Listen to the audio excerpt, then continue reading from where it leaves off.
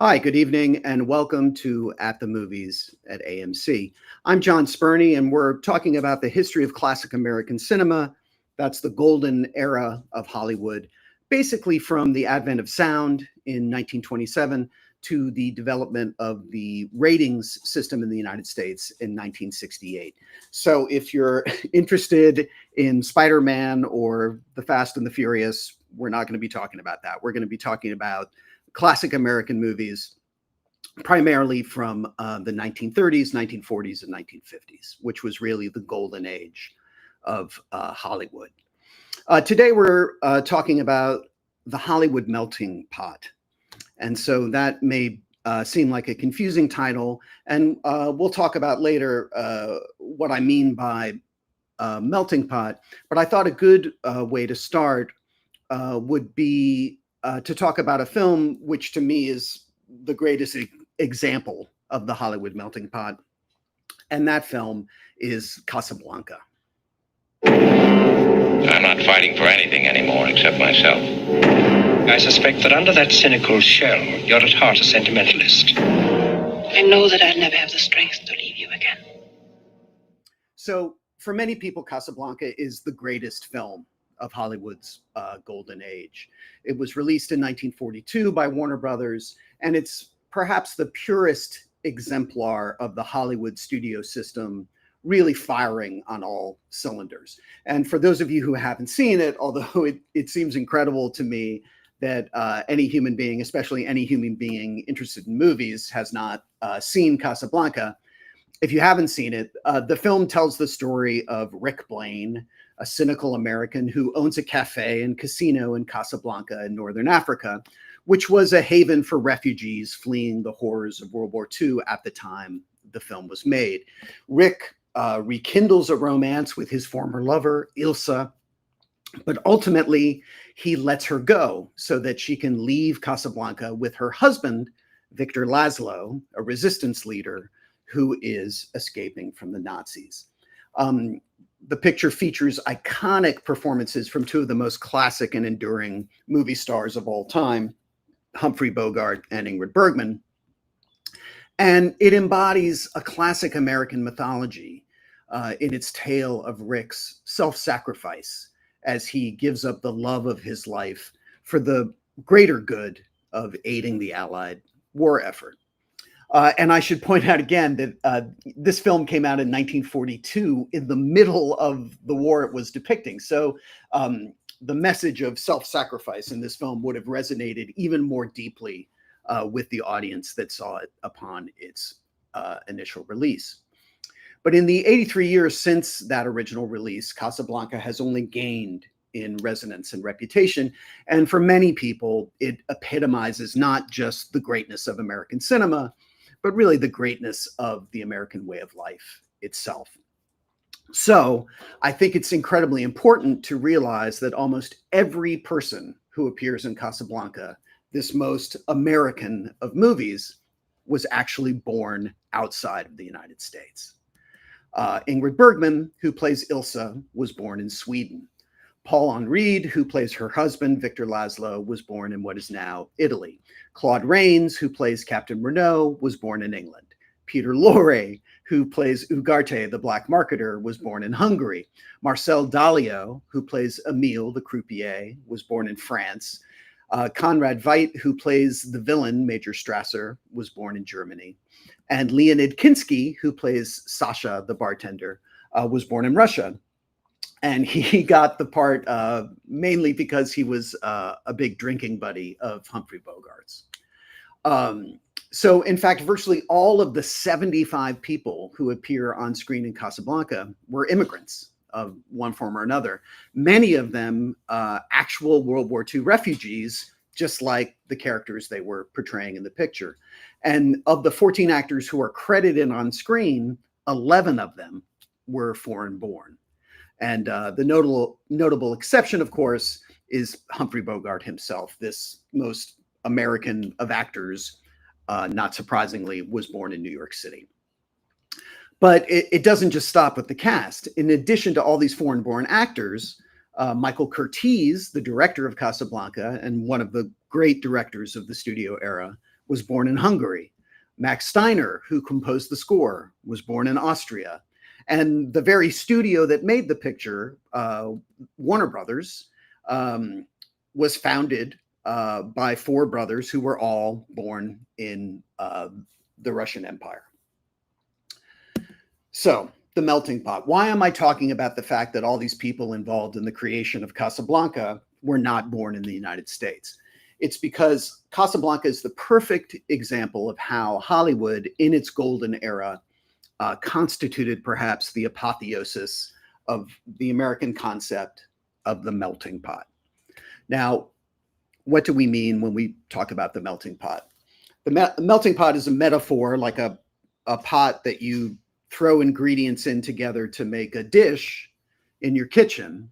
And it's used in the United States to describe how immigrants are culturally integrated into American society, fusing together nationalities, ethnicities, and cultures into one heterogeneous but hopefully unified society. And the term became popular in the US after the success of a play called The Melting Pot in 1908.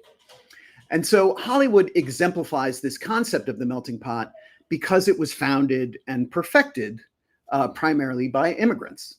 And unlike many other aspects of American society in the 20th century, it was open and accepting of immigrants and outsiders from its very inception. And I don't want to sugarcoat it. This should not be seen as some sort of sign of enlightenment or superior morality on the part of the film business. You know, performing artists, especially actors, had been seen as disreputable since at least the time of Shakespeare. And a lot of this acceptance of outsiders in the Hollywood community was simple venality. The Hollywood studios were interested in anybody who could sell tickets and make them money. But it's important to note that the very inception of the Hollywood studios was instigated by people from outside the United States, specifically Jews from Eastern Europe, many from the Russian Empire. So during the golden era of Hollywood, there were five major studios: Warner Brothers, MGM, 20th Century Fox, Paramount, RKO. All of them were founded by Jewish men who were born within a 500-mile radius of each other in Eastern Europe. So as we mentioned earlier, the Warner Brothers who founded that eponymous studio were originally from the Russian Empire in what is now Poland. Two of the founders of MGM were Jews who emigrated to America from the Russian Empire, Louis B. Mayer and Samuel Goldwyn. Fox was founded by William Fox, who was from Hungary. Paramount was founded by Adolf Zukor, who was also from Hungary.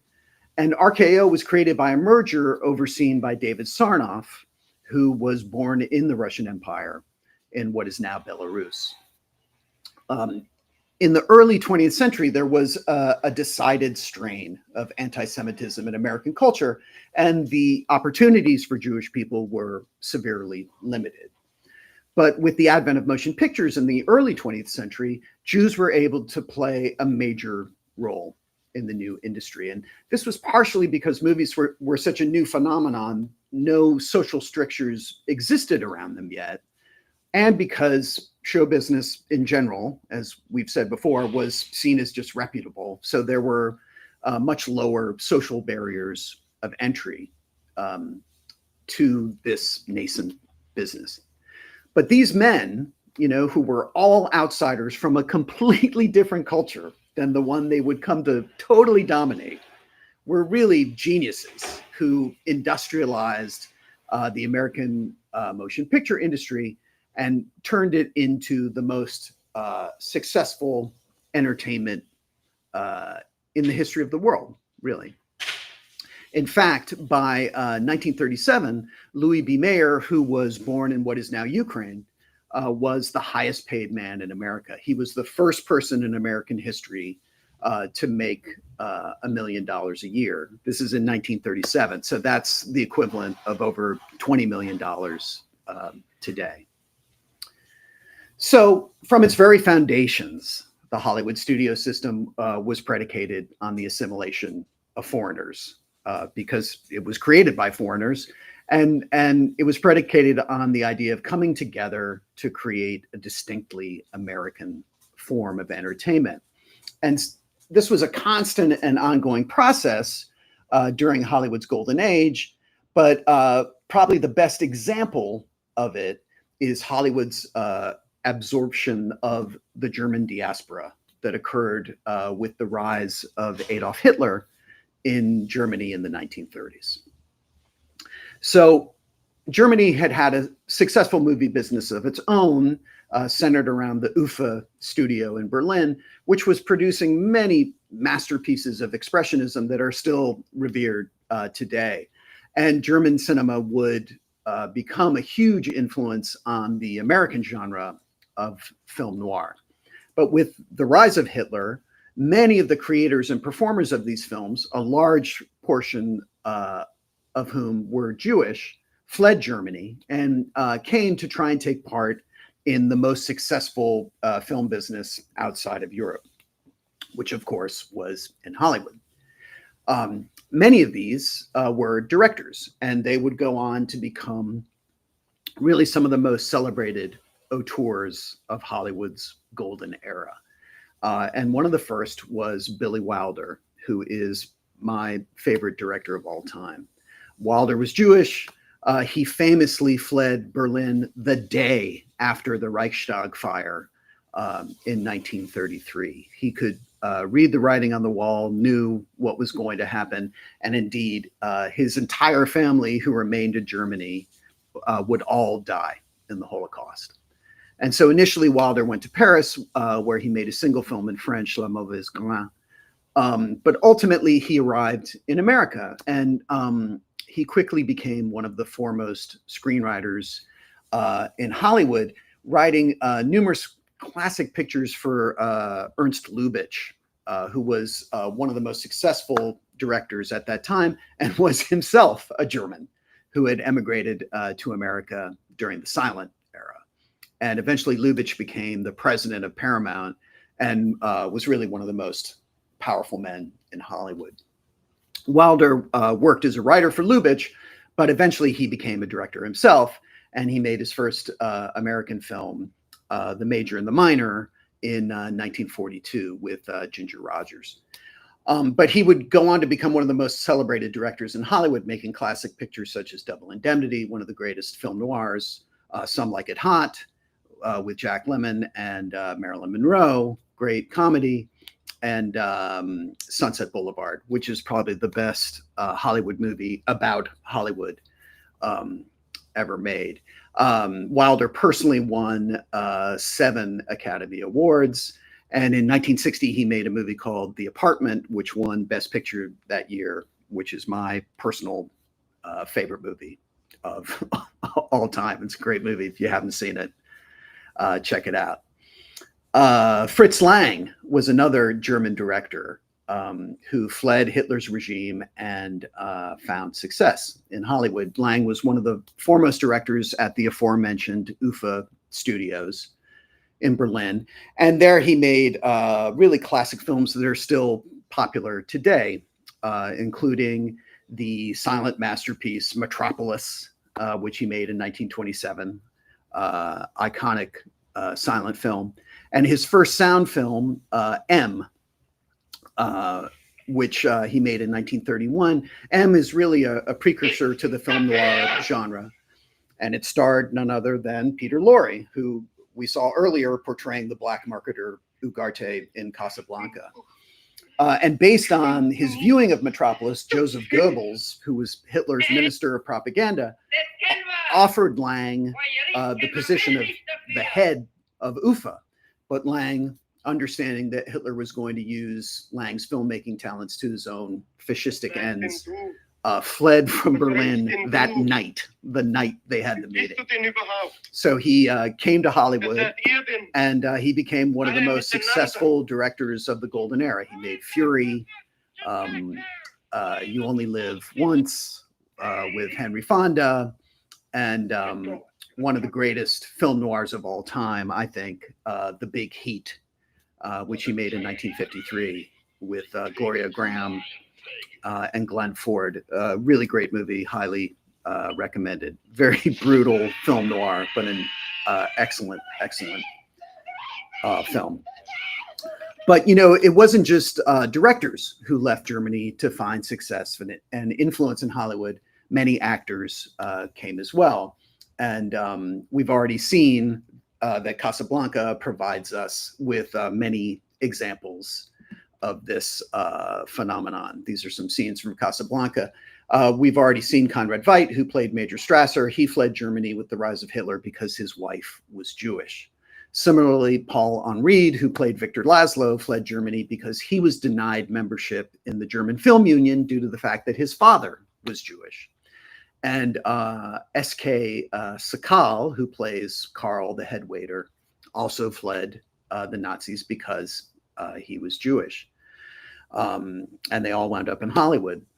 Another German expatriate was Marlene Dietrich, who was one of the greatest stars of Hollywood's golden era.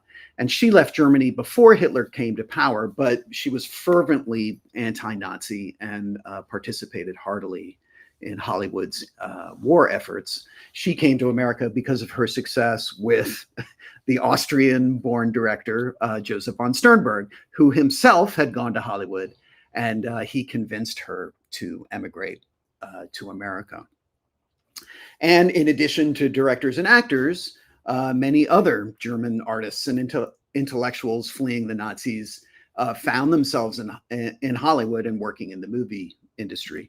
One of these was famed playwright Bertolt Brecht, who fled the Nazis and became a Hollywood screenwriter, writing scripts for none other than fellow German expatriate Fritz Lang. And some of the most prominent examples of this German creative diaspora can be found amongst the composers who wrote the scores for Hollywood films during this period. Franz Waxman was a Jewish composer who fled Germany after he received a brutal beating from Nazi sympathizers in Berlin.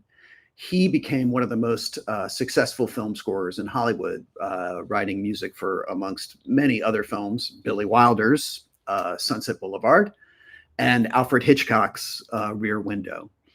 And incidentally, Hitchcock himself was an immigrant who came to Hollywood and found success there, not from Germany. He was from England. But all in all, it's estimated that over 800 Germans fleeing Hitler's regime came to Hollywood during the 1930s and 1940s. And in fact, there were so many Germans living in Los Angeles at the time that the beachside community of Santa Monica was known as Weimar on the Pacific. But it's important to note that this German influence, you know, we're going into depth about this German influence, but that was just one of many foreign influences that the studio system took in and mixed together, you know, forming this synthesis of cultures that really created the classic Hollywood cinema. And so this cultural synthesis, the melting pot concept we're discussing, didn't only exist behind the camera. You know, all the people we're looking at are people who make movies, but it's often expressed in the narrative content of classic Hollywood films themselves. And I think nowhere is this more apparent than in the classic sort of mini genre of war films that we know as squad films that Hollywood produced during the World War II era. These films were meant to promote patriotism and support for America's involvement in the war. And as a result, they often feature military units made up of diverse ethnicities uniting together to defeat the Nazis. And I think a really good example of this, there are many, but a really good example is the film Baton, which was made in 1943 and directed by Tay Garnett. Baton tells the story of a squad of 13 American soldiers retreating after the Japanese invasion of the Philippines. So the leader of the men, Sergeant Dane, is played by Robert Taylor, and he, of course, epitomizes the white male Hollywood leading man of the period. But the squad itself encompasses a diverse group of nationalities and ethnicities.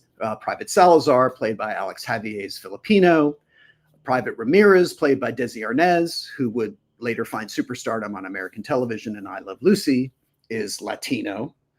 Private Epps, played by Kenneth Lee Spencer, is African American. And Corporal the cook, Malloy, is played by Tom Dugan. He is Irish American.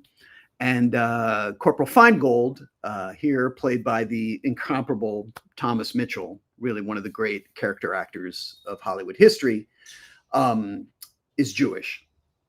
And we only know this, though, because of his last name. And something about these films in particular, and Hollywood films of the era generally, ethnic, religious, and sexual identity is usually subtly implied and very rarely outwardly stated. And audiences at the time would understand the sort of subtle signals that screenwriters gave you to let you know what a character's identity was. So just the fact that Mitchell's character is called Feingold, and virtually everyone watching this film would immediately assume that he was Jewish. So it's important to note that the depiction of these various ethnicities will seem to some 21st century viewers to be simplistic and stereotypical. And it is, these films were made 80 years ago. But this film, like most squad films, is still important in that it's attempting to respectfully show diversity and assimilation as essential to not only the American war effort, but even more so to the American way of life itself. And of course, this stood in stark contrast to the imposed racial purity of the Nazi ideology that the Allies were fighting against. So, as we've seen, Hollywood during its golden era really epitomizes this idea of the melting pot, this mixing of cultures and influences to create a distinctly American art form. The very foundation of the studio system was created by immigrants from outside the United States. The industry, having been created by immigrants, was arguably more welcoming of diversity than any other industry of the 20th century. And a great example of that, as we've seen, is the way Hollywood absorbed the influx of German talent in the 1930s and 1940s. And the diversity existed not only behind the camera, but sometimes in the very content of the films themselves, as exemplified by squad films like Baton. And I think through this embrace of diversity, Hollywood really helped to spread American ideals of acceptance and inclusion throughout the world. So for our next session, it's going to be on Tuesday, June 17th, and we will be discussing the effects of technology on Hollywood and how changes in the way that movies are made and distributed has affected the way we watch movies, consume movies, and also just the content of movies themselves. So I hope you guys will join me then on June 17th. And now, if anybody has any questions, let me turn this off. If there are any questions, I'm happy to answer them. So someone says, you mentioned the cultural stereotype of people involved in film and theater being disreputable going back to Shakespeare. Why has this been the case over such a long period of time? How have cultural perceptions of the profession changed? That's a great question. I think just show business in general and acting specifically these are not regular. The people who live those lives do not have regular lives. They're not going to an office every day. A lot of times, especially in the time of Shakespeare, those lives were predicated on travel, and they were kind of rootless existences. Certainly in the time of Shakespeare, you didn't make a lot of money, and I think just the desire to perform was just inherently seen as being suspect. And I really don't think that's very different now. Maybe a better analogy now might be like a touring musician, and I just think people in the performing arts still, I think, have kind of a dodgy reputation unless they are super famous, and then somehow it's fine. But for people who are sort of grinding it out and just trying to make a living doing performance, I think it's still to this day seen as inherently disreputable, just because it's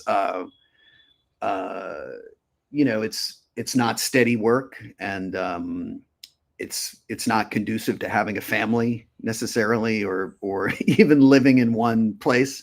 And so the same thing was true of perceptions of the movie business.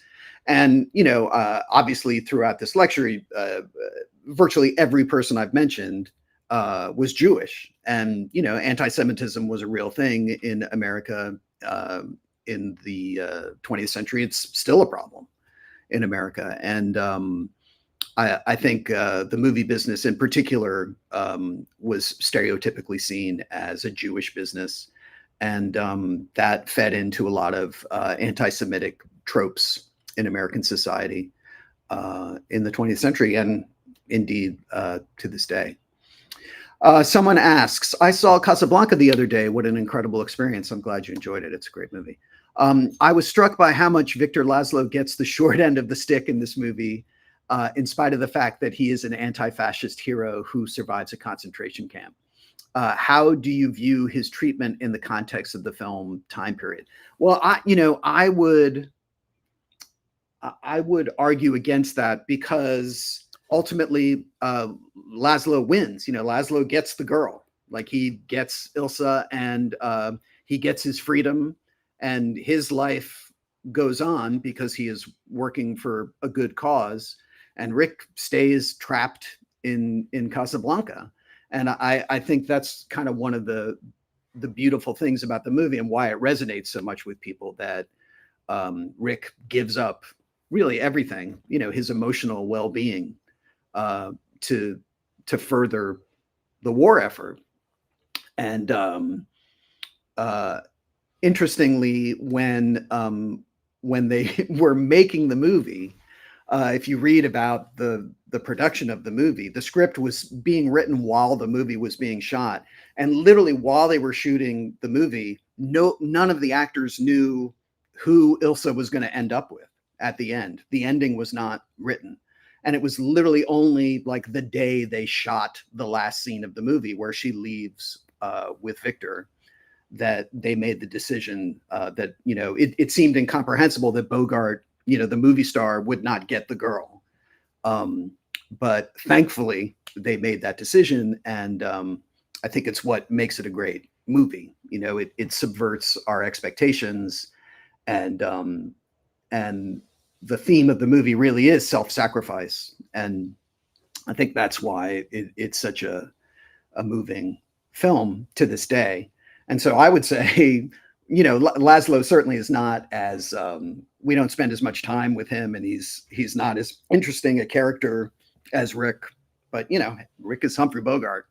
He's the star of the movie. So Laszlo gets the girl, and I think Laszlo wins in the end. And he's obviously morally superior to Rick. That's kind of pointed out throughout the entire film. So I think Laszlo turns out okay. Anna says, thank you for such an opportunity to join the sessions. Thank you, Anna. Thank you for listening. I really appreciate it. someone asks, how about the horror genre's historical development and its relation to the topic of melting pot? A folkloristic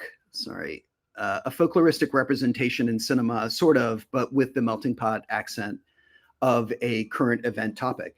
I think that's a really good point. You know, the examples I used in my talk are just very specific examples, but there are many, many examples. And, you know, we're also treading here a little bit in what would now be called cultural appropriation.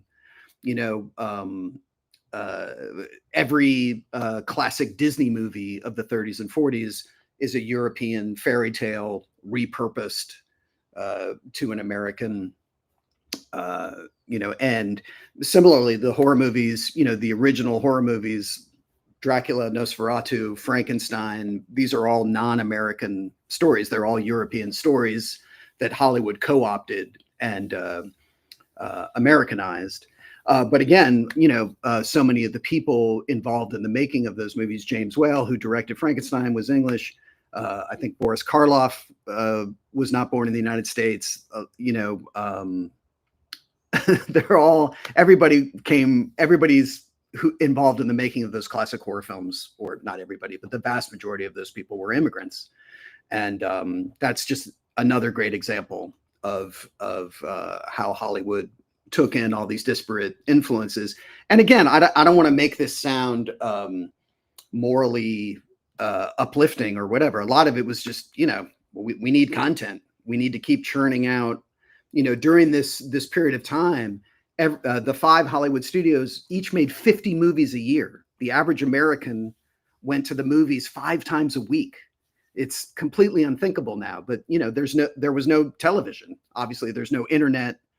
You know, the only entertainment, mass entertainment, was radio and movies. So people went to movies constantly, and Hollywood just had to, they really were factories. You know, they just had to keep churning out pictures week after week after week. And that's another interesting thing, that everybody who worked on Casablanca, of all the people who worked on it, nobody thought it was any different than any of the, you know, it took 2 weeks to make, and the Monday after they finished Casablanca, everybody in that film went to a different studio on the Warner Brothers lot and started making another movie, you know? And so it's incredible that any of these movies have, you know, lasted as long as they've lasted, because they really were made to be disposable cultural product. But they were so beautifully made and so well crafted, they really have endured. Daria asks, what, in your opinion, modern movies and film industry in general lacks compared to those of the golden era?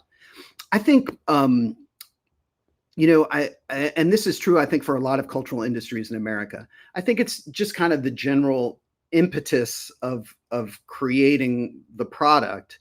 And, you know, the Hollywood studios were factories. Like they, you know, they weren't pretentious about creating art.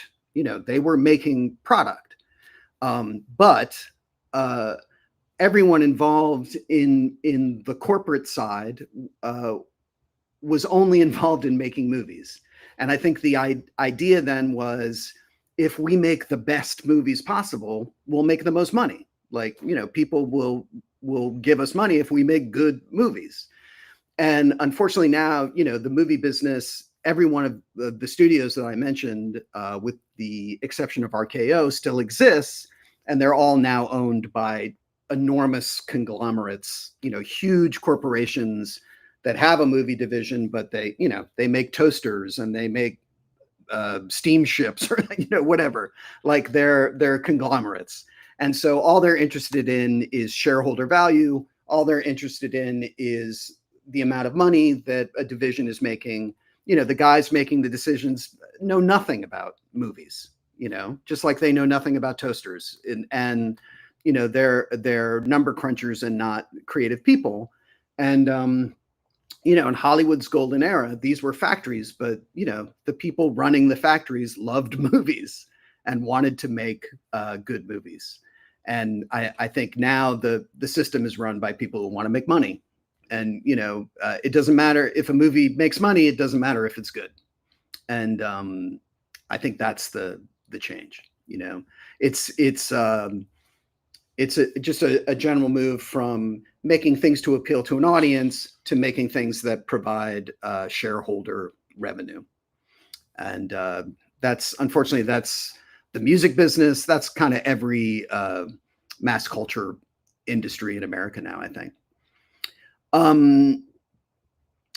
Someone asks, what do you personally think about the fast algorithms that are used to call as AI in a way of having its own golden era of making movies in the near future? Could it be competitive? Asks Mark. And I assume, Mark, you mean competitive with movies made by humans. You know, unfortunately, apropos of what we were just talking about, I think it's inevitable that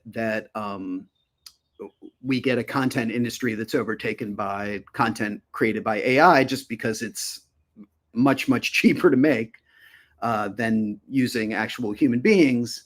And my sort of theory is, I really feel like not in the not too distant future, literally 5 or 10 years from now, there's going to be a really bifurcated system of mass entertainment where the vast majority of people watch AI generated entertainment, which will be cheap and plentiful and probably non-challenging, and consuming content, for lack of a better word, made by human beings will become kind of a fancy thing that people with more money engage in. The highest tier being live performance. I think live performance is going to become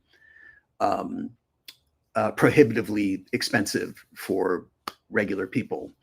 And I think the vast majority of people are just going to consume AI slop, you know, just stuff made by computers, short form, easy content that you can scroll through on your phone.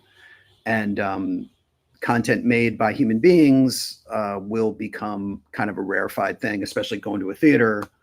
I think those things will become more expensive and more of an upper class entertainment. And so I guess they'll compete in that way, but I have a feeling they're going to break out into two very separate tranches, with AI being cheap and plentiful and human-made entertainment being more scarce and more expensive. Speaking of the movie industry, it's important to mention acting school, and probably there was some input by Nemirovich Danchenko in the 1930s. He was a persona of great importance for Russian Acting School Foundation, writes Ekaterina. I'm sure that's true. Obviously I'm familiar with Stanislavski, and I know that Stanislavski's theories were incredibly influential on the movie business. And in fact, I made a short documentary about this, which AMC has put up. I'm not sure if it's still on AMC's website. But I know that Danchenko was very important in popularizing Stanislavski's ideas. In America, that Russian influence on acting happens later, more so in the 1950s. And it's really actors like Marlon Brando who bring in the method, Paul Newman, people who studied with Stanislavski's pupils here in the United States. And there's an institution in New York City called the Actors Studio, where a lot of these actors trained and learned the Russian methods. And but they didn't really, they were interested initially in theater, and they don't wind up in Hollywood working on movies until the 1950s. But it definitely becomes a very, very important influence. And Katerina, thank you for suggesting that, because I think that would be a great topic for a further discussion.